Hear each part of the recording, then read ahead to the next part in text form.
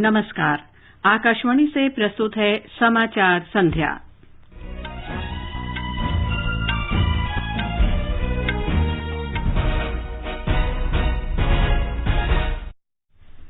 केंद्रीय औषध विनियामक के विशेषज्ञ समूह ने रूस की वैक्सीन स्पुतनिक वी के आपात इस्तेमाल की अनुमति दी। महाराष्ट्र में कोरोना संक्रमितों की बढ़ती संख्या के मद्देनजर 10वीं और 12वीं की बोर्ड परीक्षाएं स्थगित। कुंभ मेले में जाने के लिए आरटी-पीसीआर परीक्षण की नेगेटिव रिपोर्ट अनिवार्य। स्वास्थ्य मंत्रालय ने मेले में कोरोना को फैलने से रोकने के लिए दिशा निर्देश जारी किए। निर्वाचन आयोग ने तृणमूल कांग्रेस के प्रमुख ममता बनर्जी के चुनाव प्रचार करने पर 24 घंटे का प्रतिबंध लगाया। सूचना और प्रसारण मंत्री प्रकाश जावड़ेकर ने कहा कि भारत में कोविड महामारी के बीच नई परियोजनाओं पर 10,72,000 करोड़ रुपए का निवेश।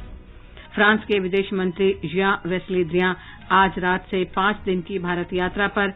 रक्षा सहयोग, जलवायु परिवर्तन और व्यापार पर प्रमुखता से चर्चा। सेंसेक्स में दोपहर बाद के कारोबार में 3% से अधिक की गिरावट। और आईपीएल क्रिकेट में मुंबई में राजस्थान रॉयल्स और पंजाब किंग्स के बीच मुकाबला जारी।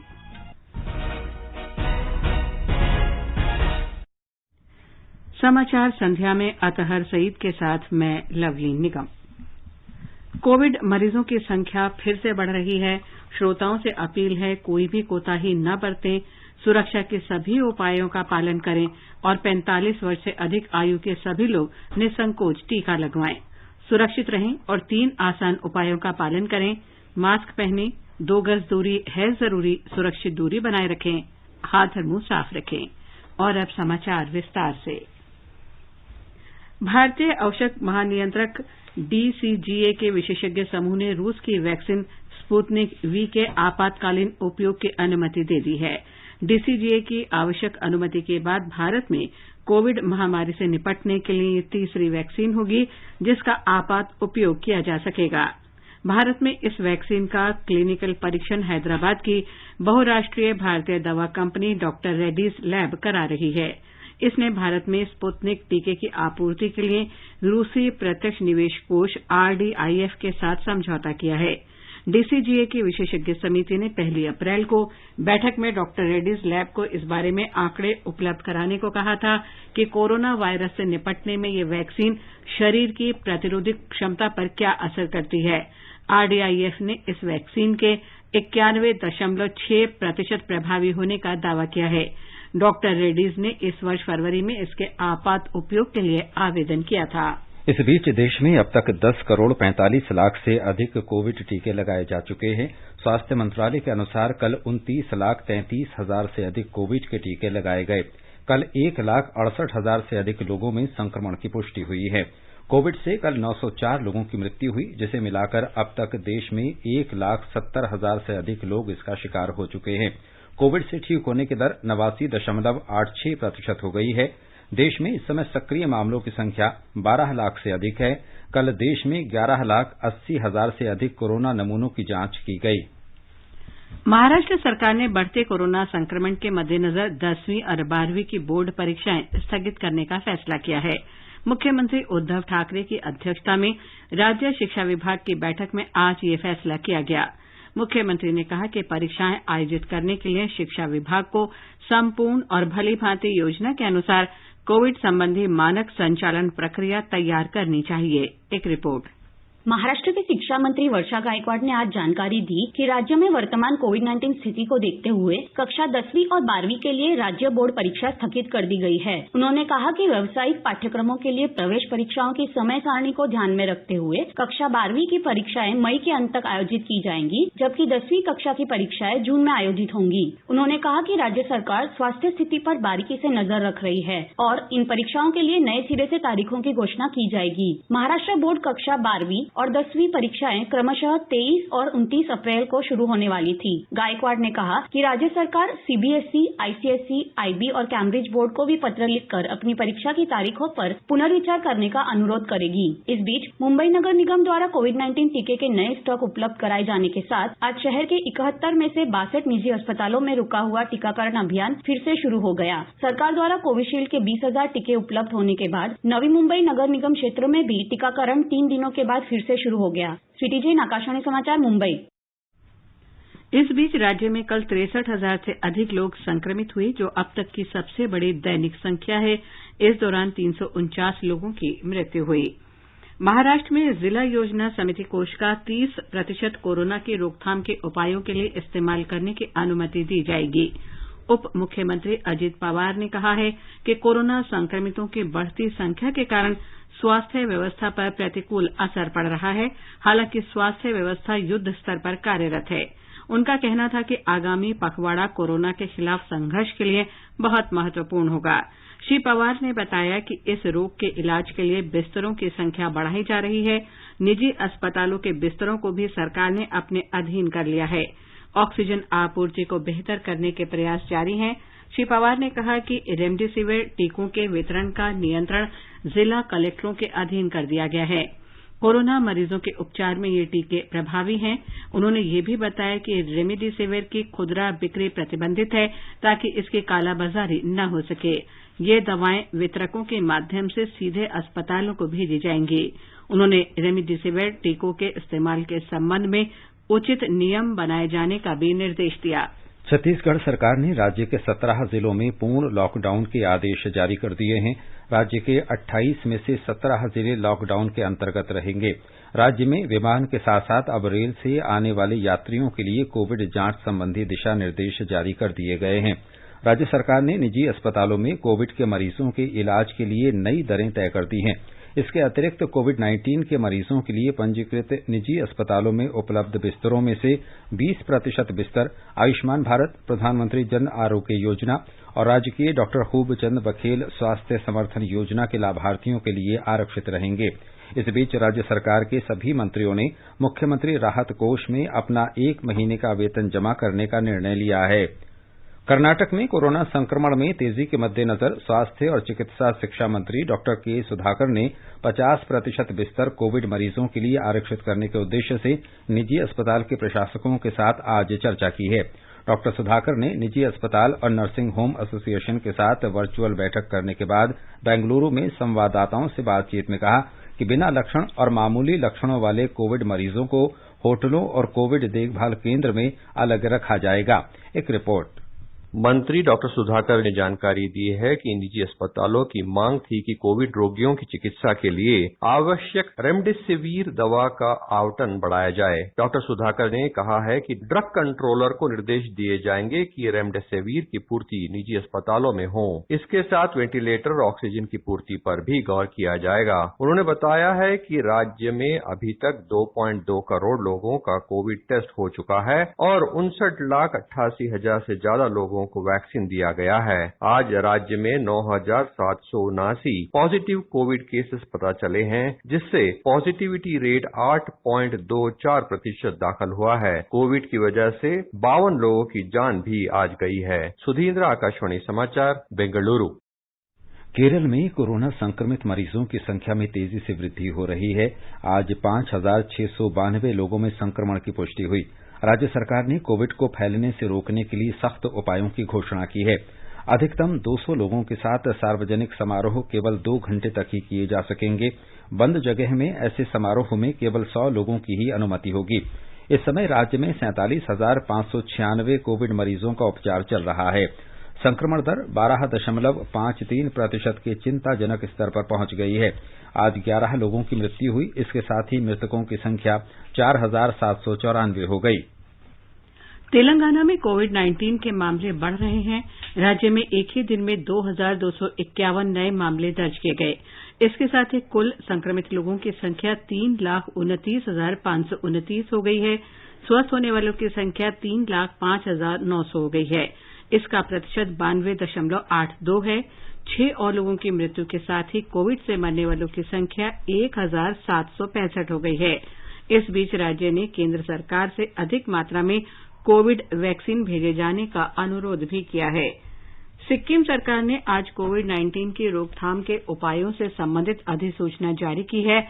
बाजारों में दवा, राशन और सब्जी की दुकानों को छोड़कर शेष सभी दुकानें 30 अप्रैल तक शनिवार और रविवार को बंद रहेंगी। इस दौरान उनकी साप्ताहिक बंदी लागू नहीं होगी।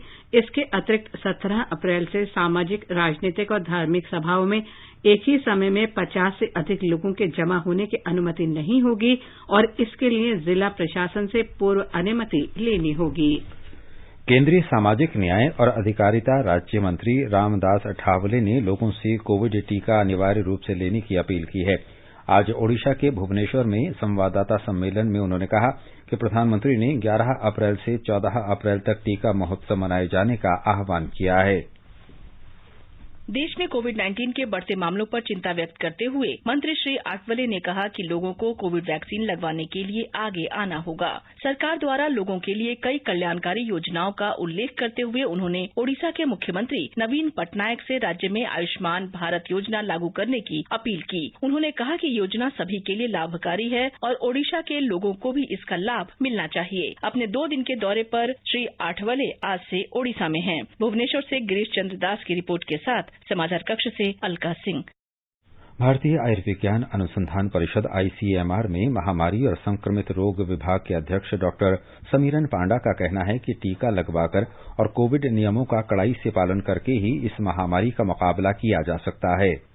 वैक्सीन हेजिटेंसी को पीछे रख के हमें दुविधा नहीं रखना चाहिए। हमें आगे बढ़ना है और टीका लगानी है। टीका संक्रमण को नहीं रोकता है, डिजीज को एडवांस स्टेज में वो ना जाए इसी का ऊपर प्रभाव रखते हैं। जो सावधानी के बारे में हम बात कर रहे हैं वो संक्रमण को रोक लेते हैं। ये दोनों मिलके फेस मास्क और वैक्सीनेशन और सोसाइटी में हम इसको 70% या 80% में ये जो व्यवहारिक परिवर्तन जिसको कहा जाता है वो हम कर लेते हैं तो जरूर ये जंग कोविड-19 का खिलाफ जो जंग हम लड़ने का कोशिश कर रहे हैं उसमें कामयाब रहेंगे। ये समाचार हमारी वेबसाइट newsoneir.com/hindi और हमारे mobile app news on AIR पर भी उपलब्ध हैं।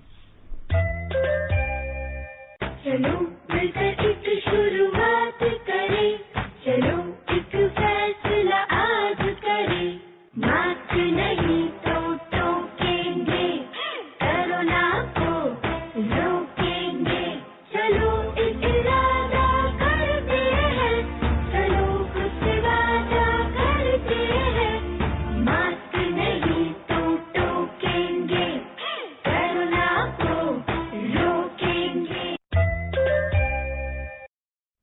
समाचार संध्या में आपका फिर स्वागत है। स्वास्थ्य मंत्रालय ने कुंभ मेले के दौरान कोविड महामारी को फैलने से रोकने के लिए आज मानक संचालन प्रक्रिया एसओपी जारी की है। मेले में केवल उन्हें प्रवेश की अनुमति होगी जिनकी आरटी-पीसीआर जांच रिपोर्ट नेगेटिव होगी। जांच रिपोर्ट मेले में आने की तिथि से 72 घंटे से अधिक पुरानी नहीं होनी चाहिए। मेला स्थल में थूकने पर पूरी तरह प्रतिबंध लगा दिया गया है। इसके अनुसार उत्तराखंड सरकार श्रद्धालुओं के पंजीकरण और अनिवार्य चिकित्सा प्रमाण पत्र का पालन करेगी। 65 वर्ष से अधिक उम्र के व्यक्तियों, गर्भवती महिलाओं, 10 वर्ष से कम उम्र के बच्चों और अन्य बीमारियों से जूझ रहे लोगों को मेले में नहीं जाने की सलाह दी गई है। मेले में लोगों को सार्वजनिक स्थानों पर कम से कम 6 फुट की दूरी बनाए रखनी होगी। फेस कवर और मास्क लगाना अनिवार्य होगा। राज्य सरकार से कहा गया है कि जन सुविधाओं वाले क्षेत्रों में हाथ धोने की अच्छी सुविधा उपलब्ध कराएं और वहां साबुन तथा पानी की उचित व्यवस्था की जाए। हाथ धोने के लिए साबुन की अनिवार्य व्यवस्था इस तरह से करनी चाहिए ताकि साबुन निकालने के लिए हाथ न लगाना पड़े। कुंभ प्रशासन से मेला स्थल की सीमाओं की पहचान करने को कहा गया है ताकि ये सुनिश्चित किया जा सके कि सुरक्षित दूरी रखने के नियम का पालन किया जा रहा है या नहीं। राज्य सरकार अन्य एजेंसियों के समन्वय में पर्याप्त सार्वजनिक स्वास्थ्य दल तैनात करेगी। उसे ऐसी निगरानी व्यवस्था करनी होगी जहां कोविड महामारी पर ध्यान देने के साथ अन्य बीमारियों से निपटने की भी सुविधा हो। राज्य को अस्पताल में बिस्तर की सुविधा बढ़ाने के लिए भी कहा गया है। मेला स्थल में 1000 बिस्तर वाले अस्थायी अस्पताल की सुविधा होगी। इसमें बिस्तरों की क्षमता बढ़ाने का भी इंतजाम होगा। इस बीच हरिद्वार महाकुंभ में आज सोमवती अमावस्या के अवसर पर बड़ी संख्या में श्रद्धालुओं ने पवित्र गंगा में स्नान किया। एक अनुमान के मुताबिक गंगा में लगभग 27 लाख लोगों ने डुबकी लगाई। हमारे संवाददाता ने बताया है कि इस दौरान कोविड और सुरक्षा के मद्देनजर व्यापक इंतजाम किए गए हैं। आज सभी प्रमुख तेरह अखाड़े अपने निर्धारित क्रम के अनुसार शाही स्नान के लिए हर की पैड़ी पर पहुंचे। हालांकि अखाड़ों के कई प्रमुख संत कोरोना संक्रमित होने के कारण आज की गतिविधियों में शामिल नहीं हो पाए। वहीं दूर दूर से बड़ी संख्या में आए श्रद्धालुओं ने अन्य घाटों पर गंगा स्नान किया। कोरोना महामारी के मद्देनजर हरिद्वार के सभी बॉर्डर पर सघन चेकिंग अभियान चलाया गया। जिन यात्रियों के पास RT-PCR रिपोर्ट नहीं थी और जिन लोगों ने पोर्टल पर रजिस्ट्रेशन नहीं कराया था, उन्हें बॉर्डर से ही वापस भेज दिया गया। कुंभ में सुरक्षा व्यवस्था भी चाक चौबंद की गई। सभी प्रमुख स्थानों पर पुलिस और पैरामिलिट्री फोर्सेस लगाई गई हैं। हरिद्वार आने के लिए रूट प्लान पहले ही जारी कर दिया गया था। राघवेश पांडे, आकाशवाणी समाचार, देहरादून। राष्ट्रपति रामनाथ कोविंद को सफल बाईपास सर्जरी के बाद अस्पताल से छुट्टी दे दी गई है। उन्होंने जल्द स्वस्थ होने की लोगों की शुभकामनाओं के लिए उनका आभार व्यक्त किया। राष्ट्रपति ने अखिल भारतीय आयुर्विज्ञान संस्थान एम्स और सेना अस्पताल के डॉक्टरों तथा नर्सों के प्रति भी आभार व्यक्त किया, जिन्होंने उनकी अच्छी तरह से देखभाल की। आगे बढ़ने से पहले मुख्य समाचारों पर एक नजर। केंद्रीय औषध विनियामक के विशेषज्ञ समूह ने रूस की वैक्सीन स्पुतनिक वी के आपात इस्तेमाल की अनुमति दी। महाराष्ट्र में कोरोना संक्रमितों की बढ़ती संख्या के मद्देनजर 10वीं और 12वीं की बोर्ड परीक्षाएं स्थगित। कुंभ मेले में जाने के लिए RT-PCR परीक्षण की नेगेटिव रिपोर्ट अनिवार्य। स्वास्थ्य मंत्रालय ने मेले में कोरोना को फैलने से रोकने के लिए दिशा निर्देश जारी किए। निर्वाचन आयोग ने तृणमूल कांग्रेस की प्रमुख ममता बनर्जी के प्रचार करने पर 24 घंटे का प्रतिबंध लगाया। सूचना और प्रसारण मंत्री प्रकाश जावड़ेकर ने कहा कि भारत में कोविड महामारी के बीच नई परियोजनाओं पर 10,72,000 करोड़ रुपए का निवेश। फ्रांस के विदेश मंत्री जेan-वेस ली द्रियां आज रात से 5 दिन की भारत यात्रा पर। रक्षा सहयोग, जलवायु परिवर्तन और व्यापार पर प्रमुखता से चर्चा। सेंसेक्स में दोपहर बाद के कारोबार में 3% से अधिक की गिरावट। और IPL क्रिकेट में मुंबई में राजस्थान रॉयल्स और पंजाब किंग्स के बीच मुकाबला जारी। निर्वाचन आयोग ने तृणमूल कांग्रेस प्रमुख और पश्चिम बंगाल की मुख्यमंत्री ममता बनर्जी पर आदर्श आचार संहिता के उल्लंघन के सिलसिले में आज रात 8 बजे से 24 घंटे तक प्रचार करने पर प्रतिबंध लगा दिया है। सुश्री बनर्जी ने चुनाव प्रचार के दौरान केंद्रीय सशस्त्र पुलिस बल को मतदान के दौरान उनके दायित्वों के निर्वहन में बाधा डालने और समुदाय विशेष को मतदान करने की अपील की थी। आयोग ने उनके इस तरह के बयान की निंदा की है और कहा है कि इससे पूरे राज्य में कानून और व्यवस्था की स्थिति बिगड़ती है। आयोग ने सुश्री बनर्जी को चेतावनी और सलाह दी है कि वे आचार संहिता जारी रहने की अवधि के दौरान जनसभाओं में इस तरह के बयान देने से बचें। पश्चिम बंगाल विधानसभा चुनाव के 5वें चरण के मतदान में 3 जिलों की 13 सीटों पर इस महीने की 17 तारीख को मतदान होगा। इस चरण में जलपाईगुड़ी जिले की 7, दार्जिलिंग की 5 और कालिम्पोंग जिले की 1 सीट के लिए वोट डाले जाएंगे। तृणमूल कांग्रेस प्रमुख और मुख्यमंत्री ममता बनर्जी तथा भाजपा के वरिष्ठ नेता और केंद्रीय गृह मंत्री अमित शाह ने उत्तरी बंगाल में आज चुनावी रैलियों को संबोधित किया। इस बीच राज्य में 7वें और 8वें चरण के विधानसभा चुनाव के लिए नामांकन वापस लेने का आज आखिरी दिन है। 7वें चरण में 26 अप्रैल को 36 विधानसभा सीटों पर मतदान होगा। 8वें और अंतिम चरण में शेष 35 सीटों पर 29 अप्रैल को वोट डाले जाएंगे। मतगणना 2 मई को होगी। राष्ट्रपति रामनाथ कोविंद ने निर्वाचन आयोग में वरिष्ठतम निर्वाचन आयुक्त सुशील चंद्र को भारत का मुख्य चुनाव आयुक्त नियुक्त किया है। श्री चंद्र कल से अपना कार्यभार संभाल लेंगे। वे सुनील अरोड़ा का स्थान लेंगे। केंद्र सरकार ने नागालैंड में नगा समूहों के साथ हुए संघर्ष विराम समझौते को 1 वर्ष के लिए बढ़ा दिया है। ये समूह है national Socialist Council of Nagaland (NK) तथा national Socialist Council of Nagaland (R). संघर्ष विराम समझौते की विस्तारित अवधि 28 अप्रैल 2021 से 27 अप्रैल 2022 तक लागू होगी। National Socialist Council of Nagaland Khango के साथ संघर्ष विराम का समझौता 18 अप्रैल से अगले वर्ष 17 अप्रैल तक बढ़ाया गया है। गृह मंत्रालय के बयान में कहा गया है कि इन समझौतों की अवधि बढ़ाने संबंधी सहमति पत्र पर आज हस्ताक्षर किए गए। जाने माने इतिहासकार और अवध क्षेत्र खासतौर से लखनऊ के विशेषज्ञ योगेश प्रवीण का आज दोपहर निधन हो गया। वे 82 वर्ष के थे। उन्होंने लखनऊ के गौसन नगर में अपने निवास पर अंतिम सांस ली। उन्हें 2019 में पद्मश्री से सम्मानित किया गया था। श्री योगेश प्रवीण लंबे समय तक आकाशवाणी लखनऊ से भी जुड़े रहे। मुख्यमंत्री योगी आदित्यनाथ ने उनके निधन पर शोक व्यक्त किया है। केंद्रीय अन्वेषण ब्यूरो सीबीआई ने महाराष्ट्र के पूर्व गृह मंत्री अनिल देशमुख को सम्मन भेजा है। उन पर भ्रष्टाचार के आरोपों के संबंध में बुधवार को पूछताछ के लिए सम्मन भेजा गया है। बंबई उच्च न्यायालय के निर्देश पर सीबीआई ने अनिल देशमुख के खिलाफ आरोपों की आरंभिक जांच शुरू कर दी है। भ्रष्टाचार के आरोपों के बाद उन्होंने अपने पद से त्यागपत्र दे दिया था। मुंबई पुलिस के सहायक निरीक्षक रियाजुद्दीन काजी को निलंबित कर दिया गया है। समझा जाता है कि वो निलंबित सहायक पुलिस निरीक्षक सचिन बाजे का निकट सहयोगी है। सचिन बाजे इस समय मुकेश अंबानी की सुरक्षा में कोताही से जुड़े मामले में एनआईए की हिरासत में है। राष्ट्रीय अन्वेषण अभिकरण एनआईए ने काजी को कल गिरफ्तार किया था।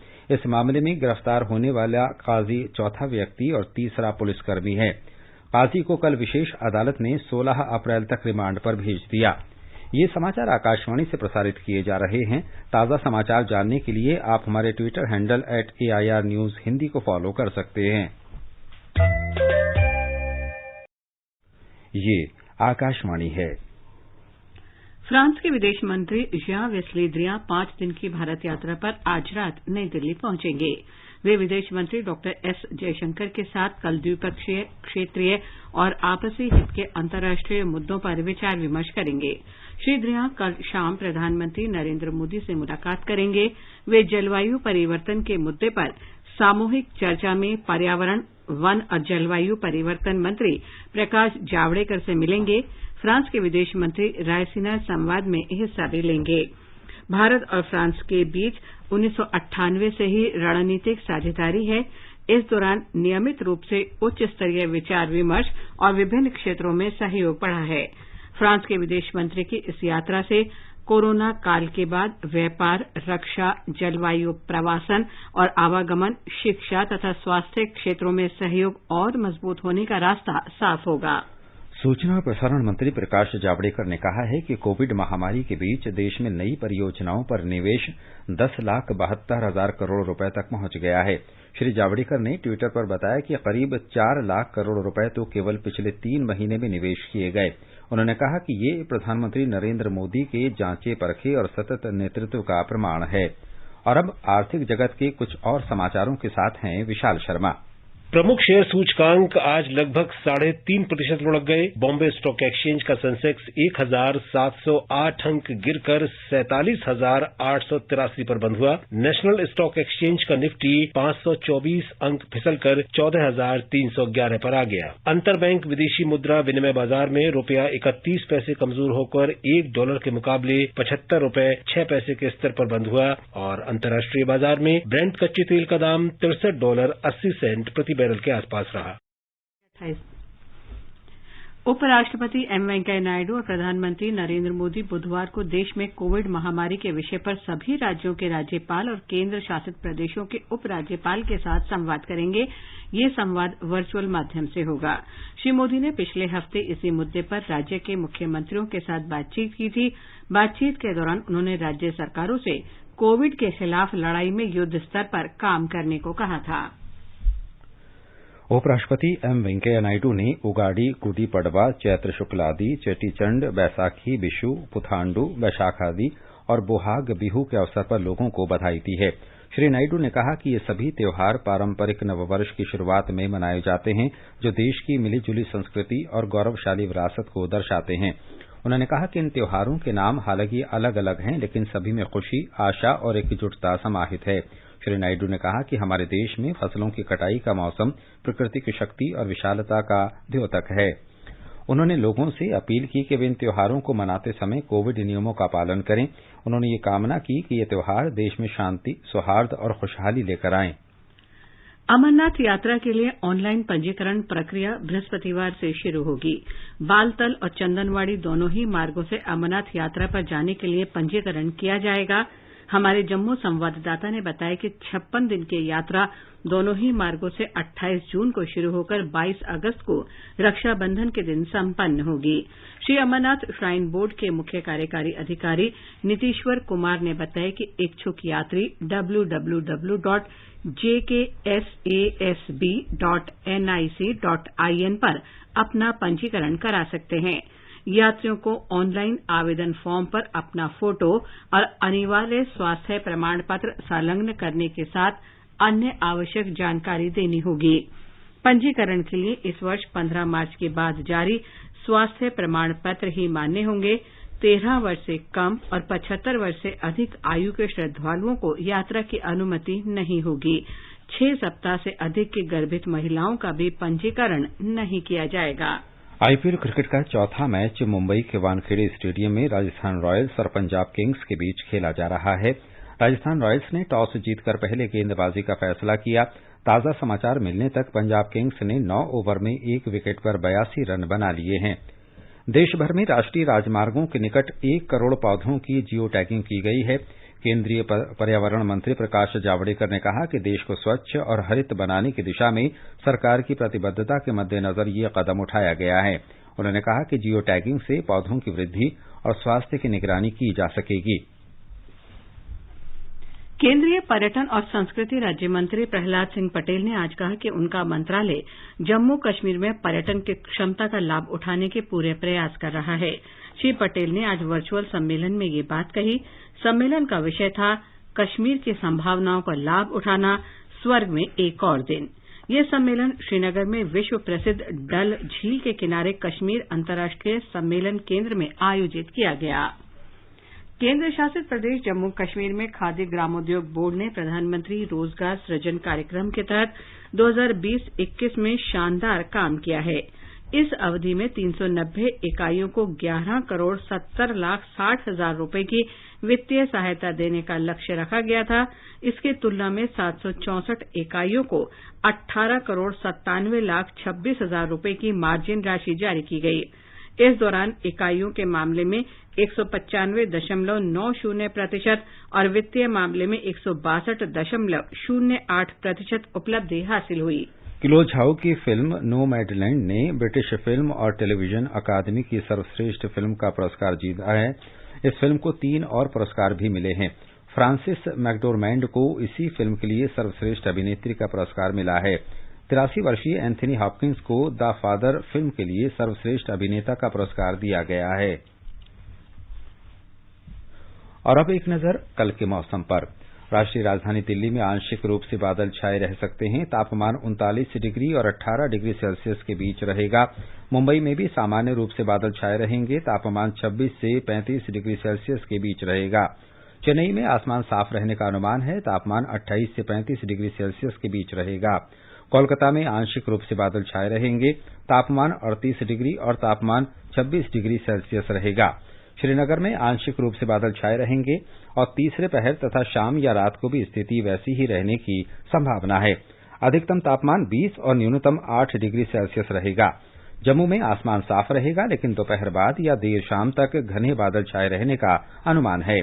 अधिकतम तापमान 34 डिग्री और न्यूनतम 18 डिग्री सेल्सियस रहने की आशा है। लेह में दोपहर बाद या शाम को बादल छाए रह सकते हैं। तापमान 0 से 3 डिग्री नीचे और अधिकतम 9 डिग्री सेल्सियस के आसपास रहेगा। गिलगित में सामान्य रूप से बादल छाए रहेंगे।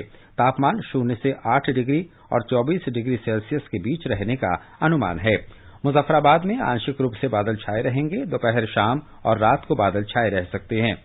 न्यूनतम तापमान 12 डिग्री और अधिकतम 26 डिग्री सेल्सियस रहेगा। और अंत में मुख्य समाचार एक बार फिर। केंद्रीय औषध विनियामक के विशेषज्ञ समूह ने रूस की वैक्सीन स्पुतनिक वी के आपात इस्तेमाल की अनुमति दे दी है। महाराष्ट्र में कोरोना संक्रमितों की बढ़ती संख्या के मद्देनजर 10वीं और 12वीं कक्षा की बोर्ड परीक्षाएं स्थगित। कुंभ मेले में जाने के लिए आरटी-पीसीआर परीक्षण की नेगेटिव रिपोर्ट अनिवार्य। स्वास्थ्य मंत्रालय ने मेले में कोरोना को फैलने से रोकने के दिशा निर्देश जारी किए। निर्वाचन आयोग ने तृणमूल कांग्रेस की प्रमुख ममता बनर्जी के प्रचार करने पर 24 घंटे का प्रतिबंध लगाया। सूचना और प्रसारण मंत्री प्रकाश जावड़ेकर ने कहा, भारत में कोविड महामारी के बीच नई परियोजनाओं पर 10,72,000 करोड़ रुपए का निवेश। फ्रांस के विदेश मंत्री जियां वेस ले द्रियां आज रात से 5 दिन की भारत यात्रा पर। रक्षा सहयोग, जलवायु परिवर्तन और व्यापार पर प्रमुखता से चर्चा। सेंसेक्स में दोपहर बाद के कारोबार में 3% से अधिक की गिरावट। और आईपीएल क्रिकेट में मुंबई में राजस्थान रॉयल्स और पंजाब किंग्स के बीच मुकाबला जारी। इसके साथ ही समाचार संध्या का ये अंक समाप्त हुआ। नमस्कार।